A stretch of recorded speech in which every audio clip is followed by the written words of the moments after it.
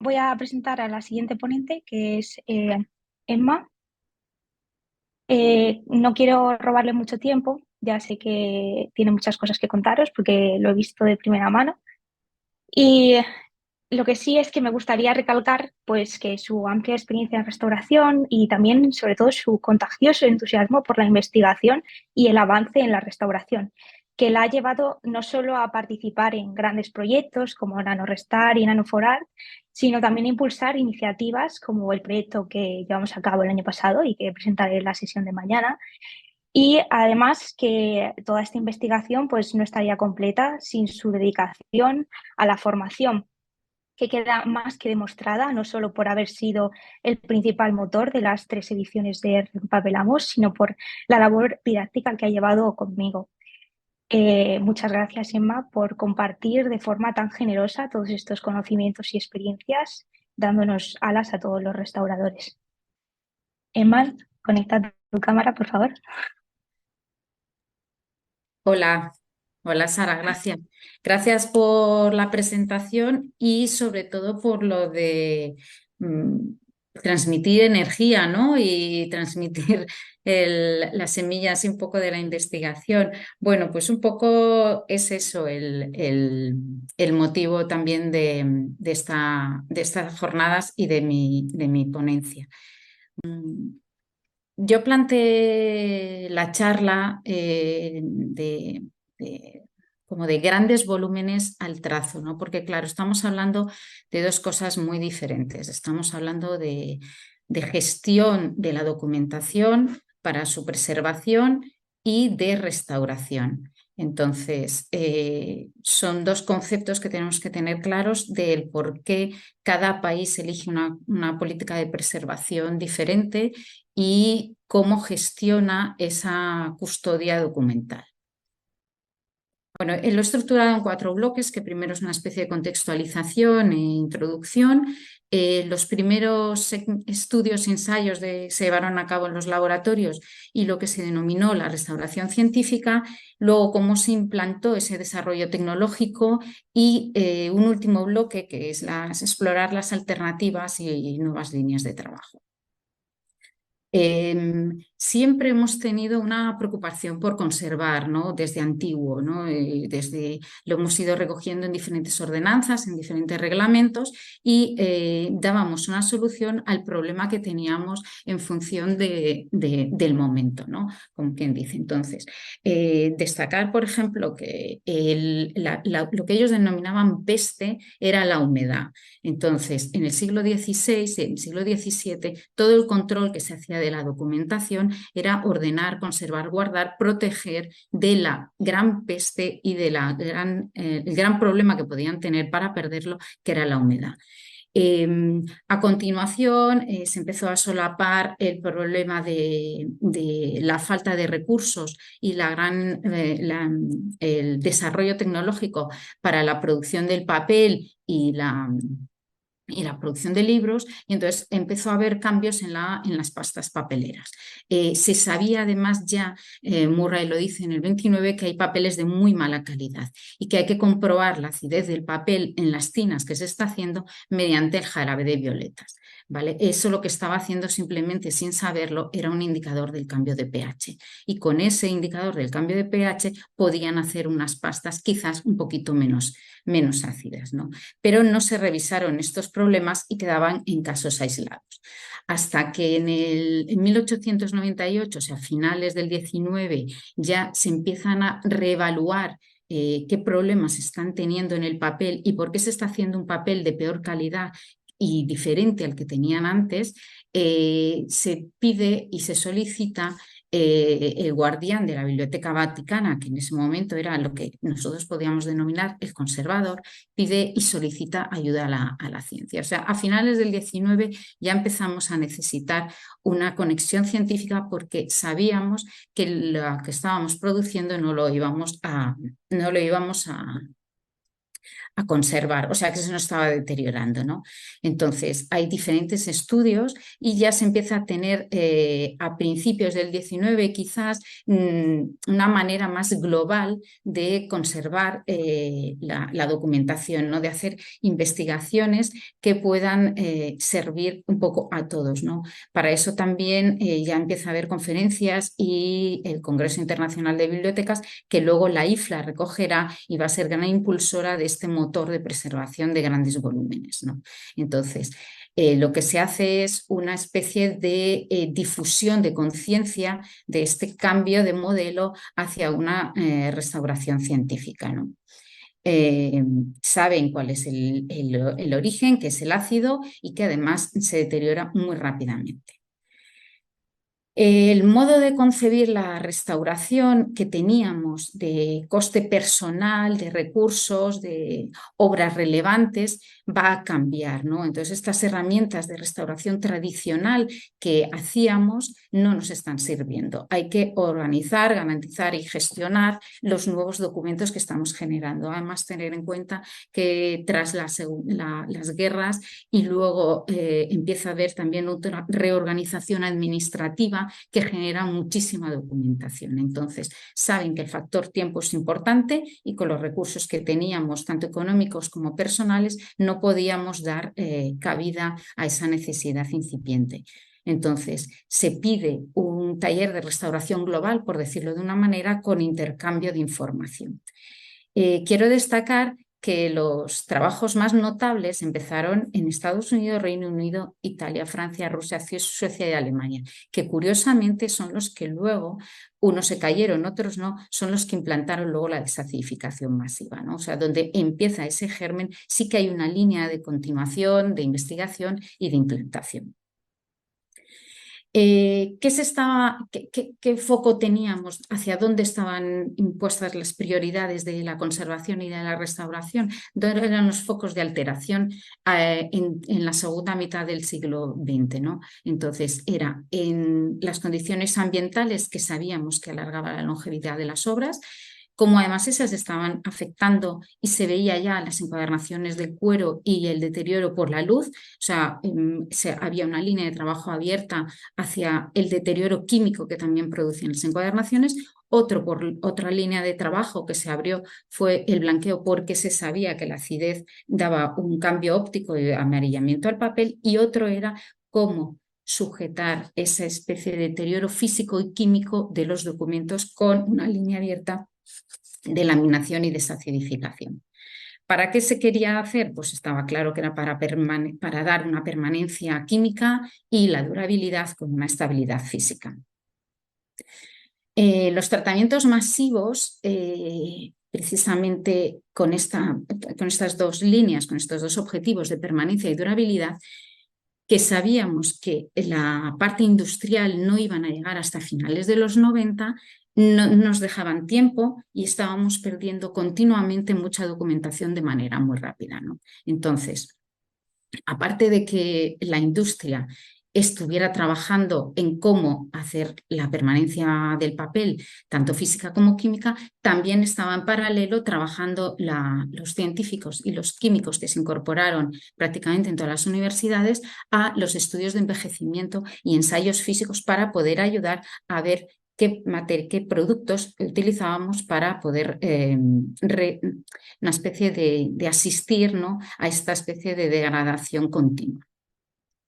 Los tratamientos masivos como tal, el término, hasta 1970 no se da, ¿no? Y entonces empiezan a decir que son más de 10.000 hojas a tratar en el caso del material dañado, y otra cosa que dicen es que el tratamiento debe ser igual, tiene que ser solo el mismo y el mismo daño, no tiene que ser, no tienes que estar tratando además varias cosas a la vez como se podrían hacer en otros procedimientos, ¿no?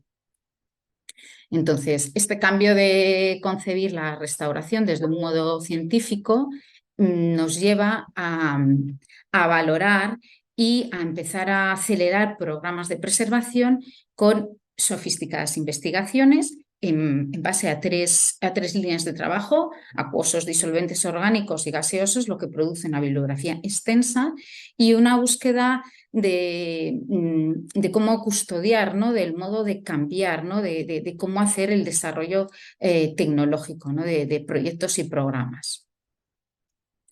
El Cunha ya dijo que lo estábamos perdiendo, porque además esto es una especie de carrera contrarreloj, de que estábamos perdiendo alrededor del 5% de libros cada año, ¿no? Entonces, estaba claro que no podíamos seguir en esa... era un problema verdaderamente como global de estados, de decisiones políticas, ¿no? A nivel particular, o sea, a nivel de que nos produjo ese cambio de lo que se estaba pidiendo de asistencia científica, nos cambia el lenguaje, ¿no? Ese lenguaje químico de pH, envejecimiento, grado de polimerización, reserva alcalina, lo teníamos que traducir a los tratamientos, ¿no? ¿Qué hacemos para que todo eso que nos están diciendo los químicos llegue a nosotros al papel, ¿no? Entonces, aparte, también tenemos que sumar todos los resultados que nos estaban dando con técnicas analíticas que para nosotros eran desconocidas, ¿no? Cadenas de glucosa, polimerización, hemicelulosa, amorfa, aditivos, aprestos, bueno. Entonces, sí se sabía que como antecedente el bicarbonato de sodio utilizado para la momificación funcionaba bien, ¿no? Entonces eso fue como un poco el germen, ¿no? Pero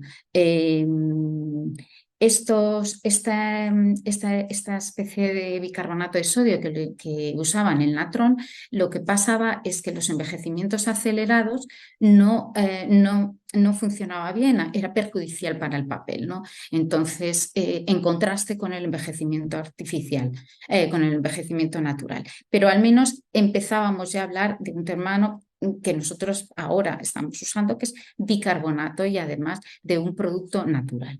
Se empezaron a realizar a raíz de por dónde tirar estudios sistemáticos tanto de laminación como de desacidificación. Por un lado, atendiendo a la alteración mecánica y por otro, atendiendo a las diferentes sustancias alcalinas y que podíamos tener y podíamos llevar, ¿no? Entonces, cuál eran más efectivas y cuál producían menos daño y cuál alargaban más la esperanza de vida. Estos estudios sistemáticos proliferaron de una manera pues, inmensa y dieron a muchísimas publicaciones científicas, incluso a la creación de 2 revistas científicas, el Restaurator o el Boletín de la Patología de los Libros o las revistas archivísticas, donde continuamente se estaban volcando análisis, informaciones de cómo iban avanzando estos procedimientos que al principio empezaron en húmedo, ¿no? Con una solución acuosa de bicarbonatos de bario, calcio y para así poder depositar carbonatos, ¿no? Bueno. Solo quiero decir que ya en el 73 todos estos estudios, o sea, todos estos centros estaban haciendo investigaciones, cada uno a su nivel, de hacia dónde podía ir hacia dónde podíamos ir las investigaciones.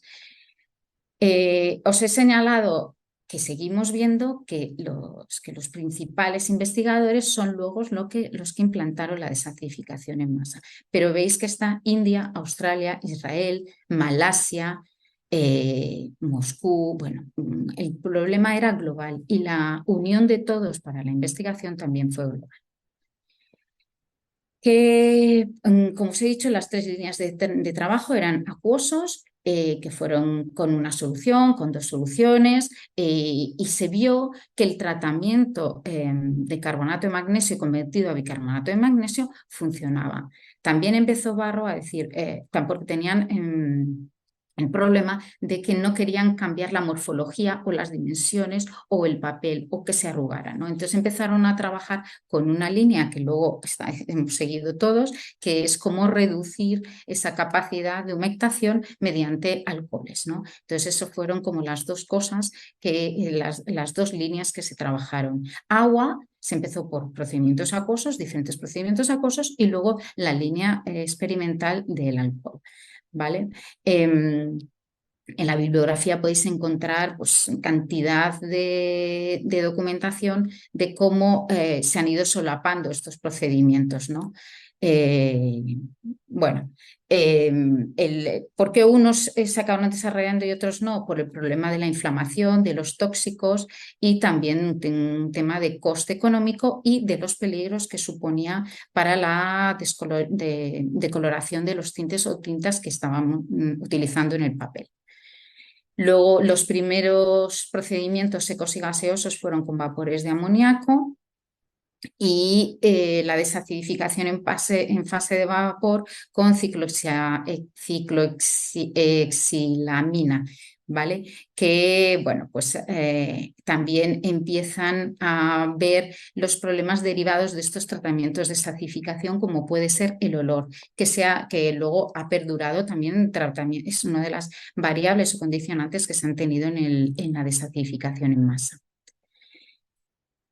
Como os he dicho, la laminación no puede estar separada de la desacidificación porque que pretendía también una parte física, ¿no? Entonces, los procedimientos de laminación se estaban produciendo, pero había que tener previamente a esa laminación una desacidificación, porque sabían que laminar solo físicamente no hacía nada. Si no desacidificabas el documento, la laminación en sí sola no estaba produciendo nada. Entonces, el gran desarrollo o el impulso de la desacidificación fue porque paralelamente a la laminación se tenía que tratar esa documentación. En la bibliografía de Carol Zimmerman, simplemente que hizo una recopilación desde 1960 hasta 1990, podéis ver la cantidad de estudios que se hacían, ¿no? Y entonces, con soluciones no acuosas, con soluciones de magnesio, que luego hemos seguido utilizando, ya se empieza a hablar de los costes de la desacidificación, de que la desacidificación masiva empieza a estar disponible y que se empiezan a comparar productos químicos y sistemas como el dietilzinc o el Whito. Entonces también hay una especie de lucha entre procesos industriales, ¿no? Y también, como veis en la parte de abajo, hay una especie ya de evaluación crítica de la desacidificación y la gestión de los residuos líquidos y gaseosos a finales de los 90. Esto es uno de los problemas que había y que, según ha ido evolucionando la sociedad, pues se han ido dejando unos sistemas u otros precisamente por la gestión de los recursos, ¿vale? Sabemos que la ciencia al rescate, como se dice, y lo que hay que proteger los libros. Diferentes encuentros en diferentes momentos, pero os quería decir que si veis en la conferencia que se tuvo en el Instituto de Conservación de Papel, en el mismo día hay en una sala los desarrollos de desacidificación y en otra sala los papeles japoneses. Esta especie de imbricación entre la restauración tecnológica y la restauración tradicional siempre ha estado, ¿vale? Entonces, se presentaron varios, pero lo que más me ha llamado a mí la atención de esta especie de revisión bibliográfica es que ya sabían que reduciendo las partículas podíamos llegar a introducirlas de una manera mejor. Por un lado, una reducción de partículas y por otro lado, el solvente que utilizábamos, ¿vale? Este es el gráfico donde hasta 1900, desde 1930, se está trabajando. Primero en acuosos por inmersión, no acuosos, por spray o incluso en masa ya la última parte final. Bueno, un punto importante fue la reunión de Viena del 86, donde se habla de 3 líneas: la desacidificación masiva, la microfilmación y el control adecuado del almacenamiento, y que tenemos que estar de la mano. Tiene que haber una cooperación, unas políticas nacionales y una formación. ¿Vale? Entonces, en el artículo 45, bueno, en la página 45, sigo yo dando importancia a esta parte. Seguimos de la mano, ¿no? Ellos hablan de actividades tradicionales, y ya en la actividad tradicional está la desacidificación manual y la laminación. Y por un lado se perfeccionan nuevas formas de aplicación para acabar por utilizar la desacidificación masiva, ¿no? Entonces, esta es la línea de trabajo que hay. Por un lado, seguir potenciando la restauración tradicional, y por otro lado, impulsar la desacidificación o los procedimientos tecnológicos. Bueno, el cambio en cómo nosotros concebimos la restauración crítica, química, hay un cambio con la teoría de la restauración, y se empiezan a crear, cada país empieza a crear modelos de gestión de su documentación. Por un lado, en España tenemos el Instituto de Patrimonio, que fue el antiguo CECOMI, que fue el centro desde donde hacían investigaciones pilotos para luego como formar a los archivos que estaban históricos provinciales, ¿no? Y así estimular el interés de la conservación. En esta especie de motor central, que fue el modelo que eligió España, viene condicionado por varias cosas. Por un lado, en el 92 ya se estaba digitalizando en el Archivo General, en el Archivo de Indias, el 92 con Siemens. Se empezó un programa de preservación de fondos con la digitalización. Luego, el momento de trasvase a las comunidades autónomas, y la creación de un centro de restauración central, ¿no? Entonces, España centró la desacidificación de alguna manera en esta casuística que teníamos nosotros, ¿no? De formación, colaboración y transferencia de conocimiento, ¿no? Entonces, el Instituto tenía y sigue teniendo un laboratorio de análisis de materiales donde se hicieron diferentes evaluaciones de los papeles que se estaban utilizando en las diferentes administraciones de manera masiva, porque empezaban a hacer sus boletines oficiales, y cómo iba a ser el envejecimiento. Entonces, esta parte investigadora que tenía el instituto fue cómo se planteó, ¿no? Entonces, la desacidificación se hacía por hidróxido de calcio con decantación, y luego a partir del 2005-2010 se implantó el bicarbonato el sistema de borboteo para hacer bicarbonato, ¿no? La laminación también se trabajaba para poder así dar soporte físico, y además traíamos materiales de Estados Unidos para hacer la laminación mecánica, ¿vale? Entonces, quiero decir que siempre se ha apostado por la desacidificación en masa como un modelo a seguir de preservación, y hasta en el 2003 la IFLA seguía apostando por la desacidificación en masa y seguía diciendo que era menos costosa que la digitalización. Entonces, mientras unos países hacían una cosa, otros optaban por otro. Modelos de desacidificación en España se instaló una planta en Galdácano, en Vizcaya, por Preservation Technologies, y ahí trabajaban sobre todo con la Diputación Foral de Vizcaya y con instituciones que hacían el tratamiento masivo, ¿vale?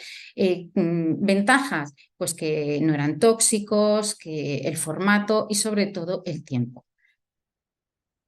Bueno, el Instituto Botánico de Barcelona también participó en este programa, en esta planta, y quiero decir que es importante porque no todas las obras eran iguales, no todos los formatos son iguales, no todos los tiempos son iguales, no todos los papeles tienen la misma calidad, y entonces era un sistema que que estuvo implantado en España, está implantado en España para poder hacer la restauración masiva sin desmontar y de grandes volúmenes.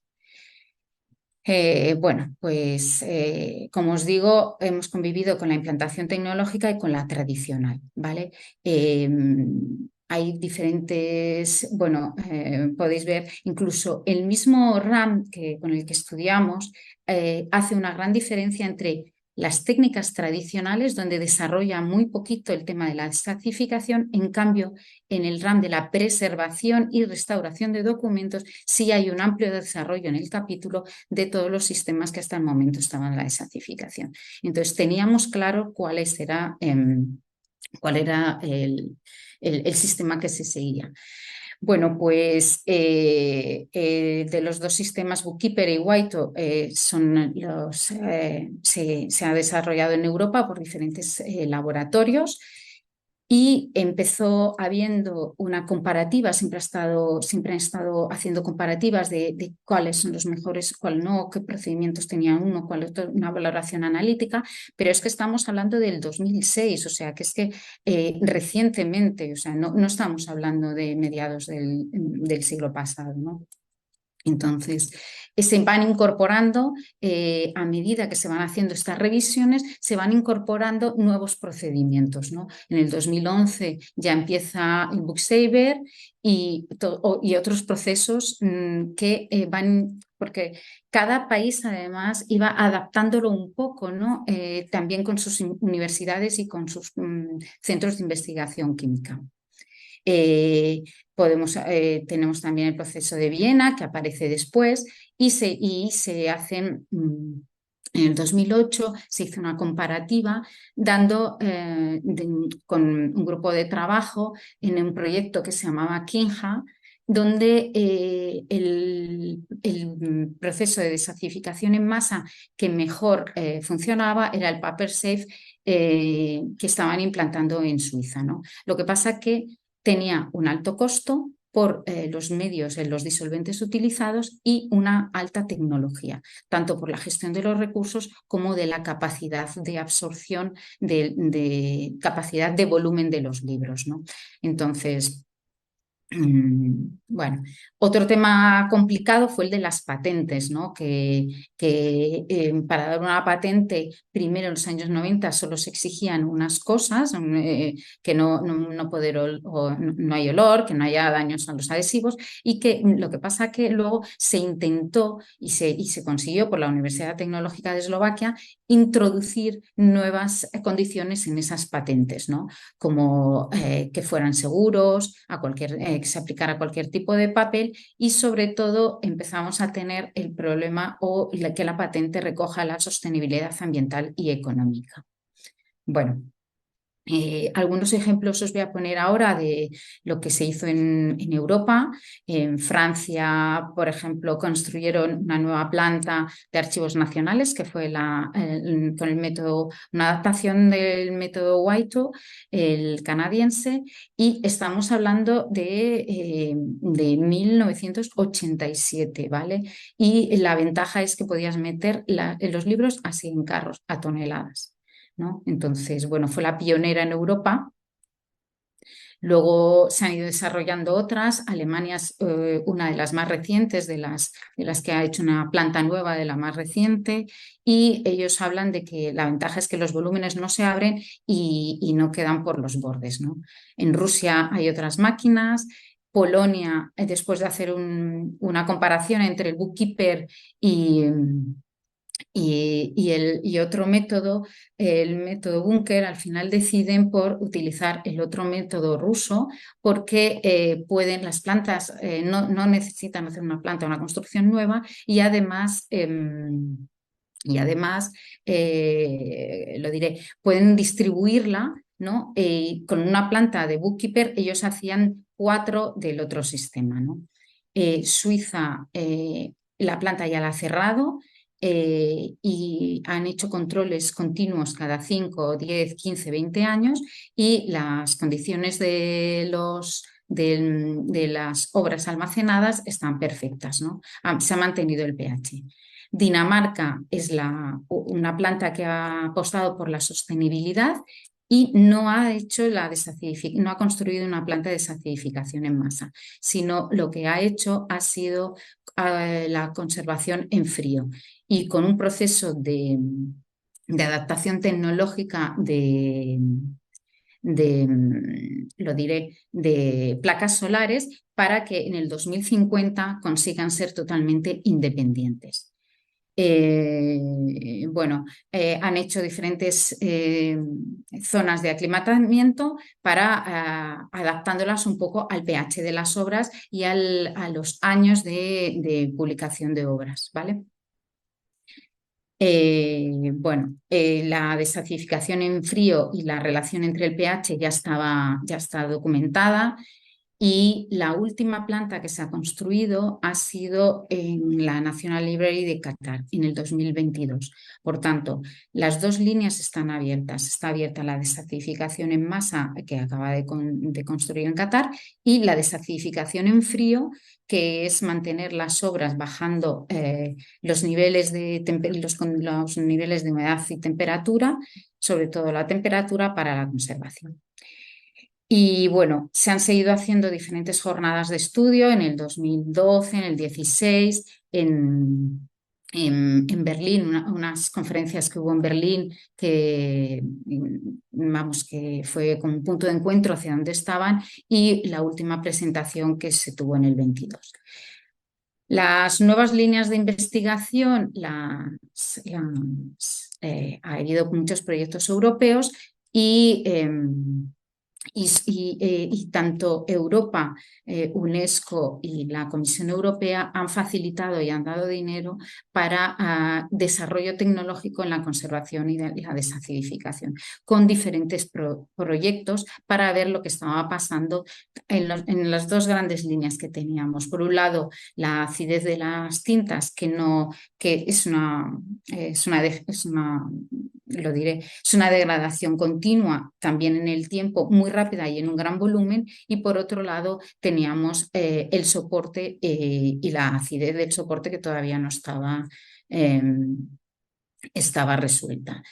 Bueno, y ya nada, quería despedir dando las gracias a mis compañeros del departamento, a mucha gente que me ha ayudado a desarrollar esto y han compartido conmigo sus presentaciones, como son la gente del archivo, la Biblioteca Nacional Suiza.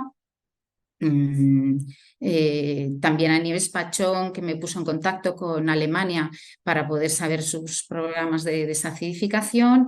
Y bueno, no sé si me dejo a alguien, pero bueno, que muchas gracias a todos, porque de una manera por detrás, a través de correos electrónicos, me han estado mandando información, fotos, para poderos contar esta especie de evolución de la desacidificación y cómo en España se implantó este sistema, ¿vale? Y luego, bueno, pues nada, gracias.